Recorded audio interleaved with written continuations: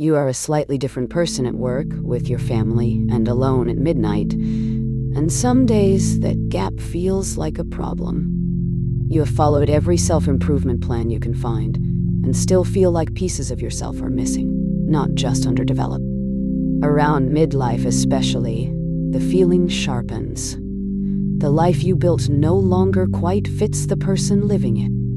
Jung spent his last 40 years on exactly this problem, and he insisted it was not a malfunction to fix but a summons to answer.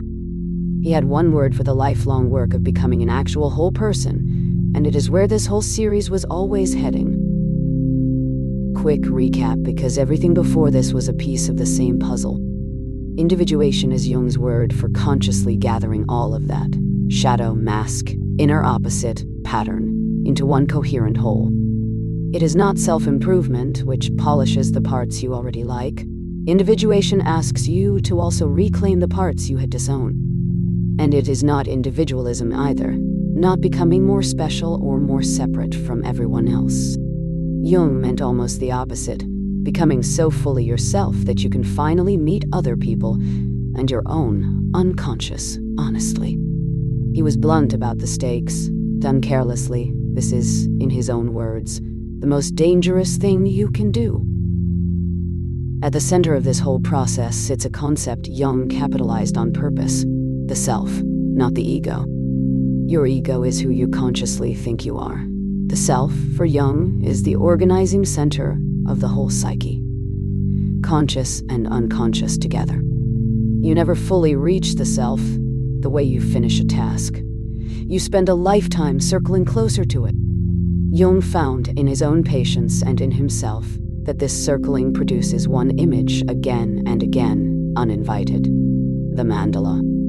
A circle, often divided into 4, appearing in dreams, doodles, and sand paintings across cultures that never spoke to each other.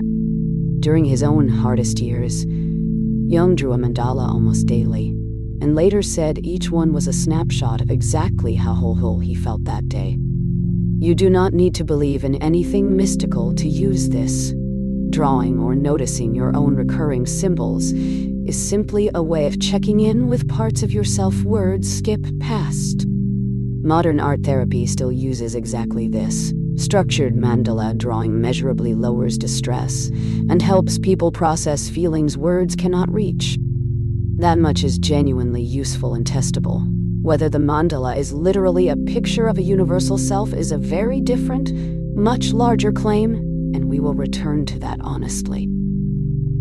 So how do you actually move toward the self in practice, rather than just naming it? Jung's mechanism was the transcendent function. The idea is almost embarrassingly simple. Hold 2 true but opposite things about yourself at once, without collapsing into either one. Say you feel both real love and real resentment toward the same person. The easy move is to pick one and call the other fake. The transcendent function is refusing that shortcut, sitting with both feelings as equally true until something new emerges that honors each.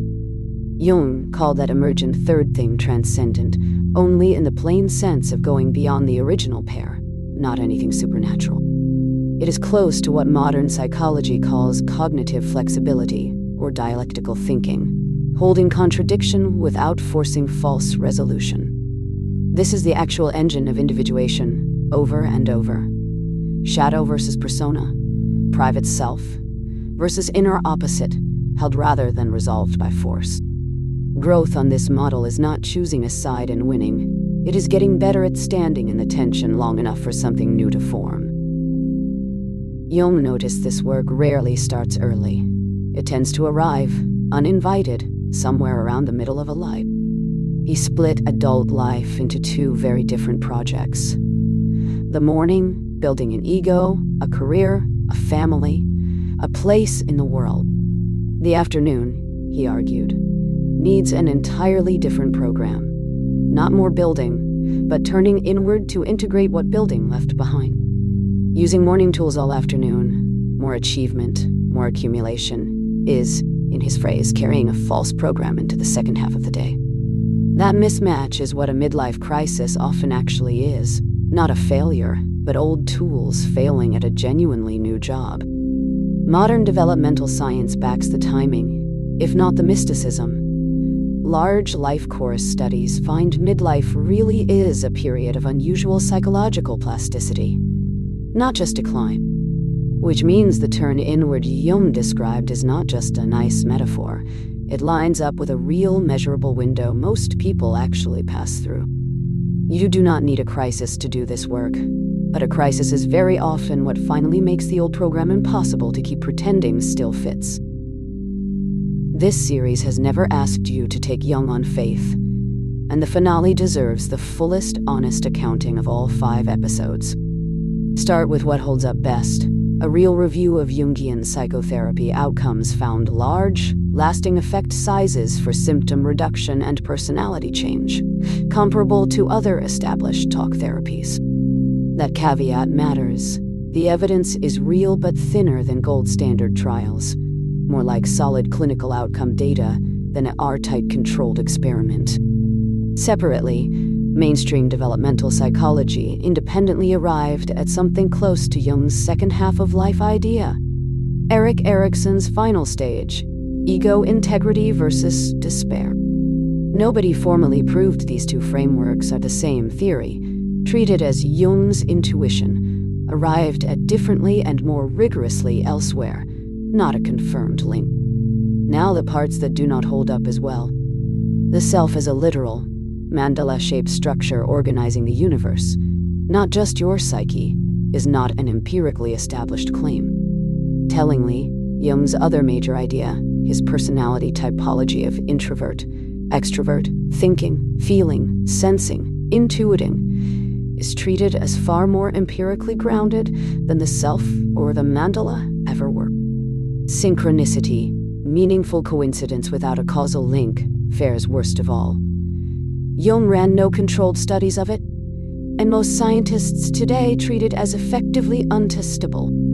Confirmation bias, noticing the coincidences that feel meaningful and forgetting the thousands that do not, explains the same experience more simply. And this series should say plainly what episode 3 only implied. The anima and animus, framed strictly as inner feminine and inner masculine, drew a real feminist critique for reinforcing rigid gender categories.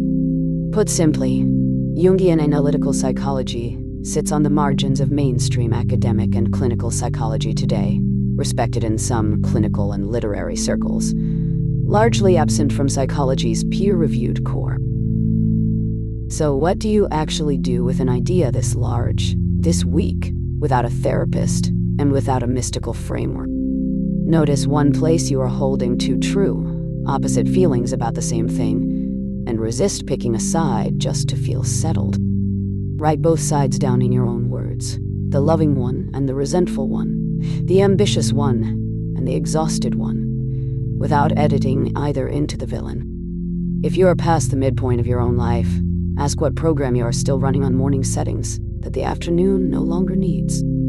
If a recurring image, shape, or dream keeps showing up uninvited, sketch it rather than explain it away. The sketching itself is the useful part. None of this requires believing in a literal collective unconscious. It only requires taking your own contradictions seriously instead of resolving them by force. That, stripped of every mystical claim, this series has now carefully separated out, is the actual, usable core of individuation. Look back now at everything this series actually walked through. One whole map instead of 5 separate rooms. The shadow was what you had pushed out of the house.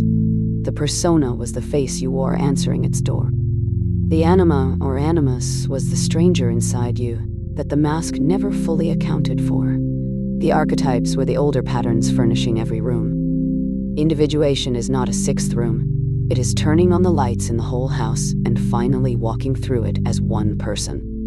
Not a finished state you arrive at and rest in, but a direction you keep choosing, one honestly held tension at a time. That is the whole of it, not becoming special, not becoming fixed, just becoming, finally, undividedly yourself. This week, name the one tension in your own life you have been resolving by force, and try just holding it instead. 5 episodes ago, this series opened with a single door in a dark hallway. You have now walked the whole map, honestly, room by room. Not because every claim survived scrutiny, several did not, but because the questions underneath them were always worth asking seriously. That is individuation, and that is this series.